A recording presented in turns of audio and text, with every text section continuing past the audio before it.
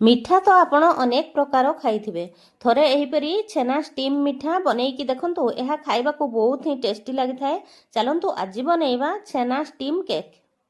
सेथिपई मो ठारे 2 लिटर क्षीर गरम कर नेछि। गोटे लेंबुर रस को चिपुड़ी नेबा। जेतिकी लेंबु रस आमे सेतिकी सेथिरे पानी मिसेबा। लेंबु जदि नाही ताहले विनेगार मध्य देई परिबे। क्षीर फुटी गलानी सेथिरे एबे आमे लेंबु रस मिसा पानी को अल्प अल्प मिसेबा एवं एहीपरी लगातार घांटुथबा।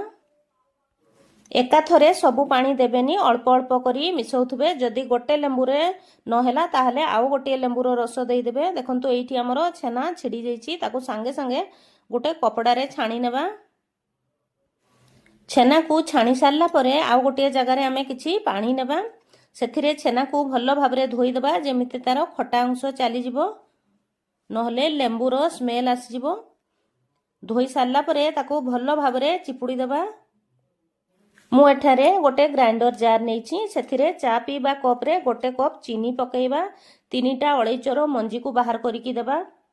ताकू पूरा फाइन पाउडर कर नै आसबा। आपण जदि अधिक मिठा खाइबा पई पसंद करिवे ताहले आउ अधिक चीनी मध्य पकेइ पारिबे। छेना को मध्य खंड खंड करी सेथिरे पकेइबा। गोटे कप क्षीर रु अल्प अल्प करी आमे देई ताकू गोटे स्मूथ पेस्ट कर नै आसीबा।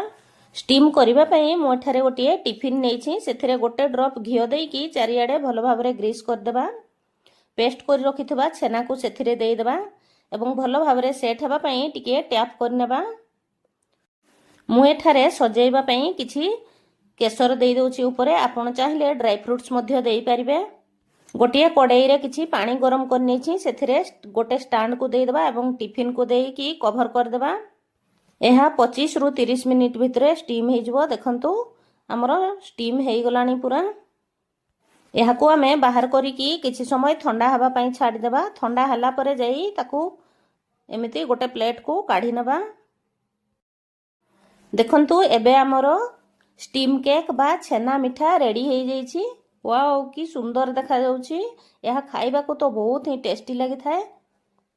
केसर देइथिबा हेतु गोटे भलो बासना मध्य आसुछि। भिडियोटी जदि भल लागि थाए ताहले गोटे लाइक शेयर आउ कमेंट करंतु।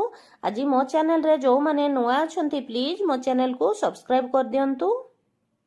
एही मिठा को आपण जे कोनोसी पर्वपर्वाणी बा किछि खास दिन रे तयारी करि परिबे। एहा बनेइबा खूब सहज एवं बहुत कम समय रे मध्य एहा हे जाय थाए।